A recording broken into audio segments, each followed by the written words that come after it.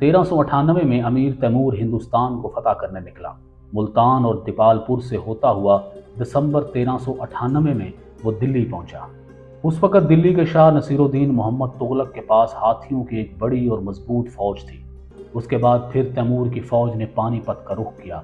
अमीर तैमूर के खून खराबे की खबर सुनकर पानीपत के लोग पहले ही शहर छोड़कर दिल्ली की तरफ रवाना हो चुके थे। पानीपत पहुंचकर तैमूर ने शहर को तहस नहस करने का हुक्म दे दिया।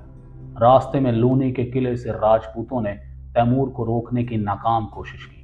अगले ही दिन दिल्ली पर हमला करके नसीरुद्दीन मोहम्मद तुगलक को आसानी से शिकस्त दे दी।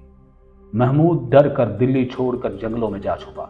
अमीर तैमूर ने दिल्ली में इतनी कत्लो गारत की कि 4 दिन में सारा शहर खून से लथपथ हो गया। 1399 में तैमूर समरकंद से अपनी आखिरी और तवील तरीन मुहिम पर रवाना हुआ। तबरेज पहुंचकर उसने सुल्तान मिस्र के पास सफीर भेजे, जिनको कत्ल कर दिया गया।